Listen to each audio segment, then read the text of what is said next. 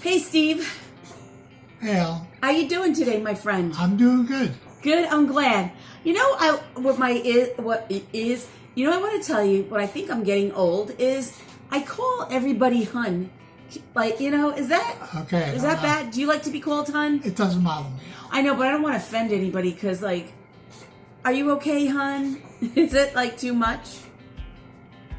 I mean it sincerely. It isn't like I'm just saying it to be rude, but I was just thinking of that because I say that quite often. I don't mean to, but it's done in a way that I'm sincerely grateful or appreciative or just being kind and nice, I find that ever since you got sick, Steve, do you feel that your whole life has changed and the things that you thought were important are not important anymore? Yeah. I know, I have that feeling too. It's weird. It's like your priorities really stop. And, in life, you just really, the most important thing is just to be kind. And that's what life is all about. And some people learn that when they're in their 80s or 90s or 70s. But we learned it in our mid-40s because you had gotten sick at 45.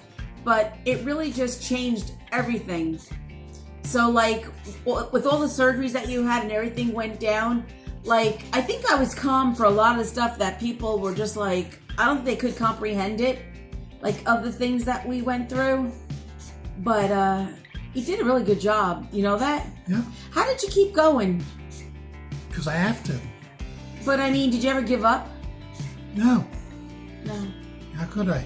Can you help anybody out there that might need it? If they need to. I fell out, but it's okay. Anybody needs to talk, I'll talk. But is there anything that you can give them, any kind of information? Not really. I don't have the magic bag of tricks. I'm not Felix the cat. Felix the cat. But I think the most part was when we used to go out and we used to go to the doctor's appointments, the surgeons or MRIs. We were always so happy. And they would be like, well, why are you here? And we would say brain cancer. And they're like, no way. They didn't believe it because we were always so positive and we fed off each other laughing all the time. I think that's really the secret ingredient of how to survive. I think that if you say, oh, well, you have brain cancer, and if you don't have the will, is that the word I'm looking for? The will to survive, you're just not going to, you're going to have to take that journey. And if you give up, I don't think you're going to make it. You're going to get passed by. Yeah. You have to be aggressive with that and just live one day at a time to the best. And did you have good days? You had bad days?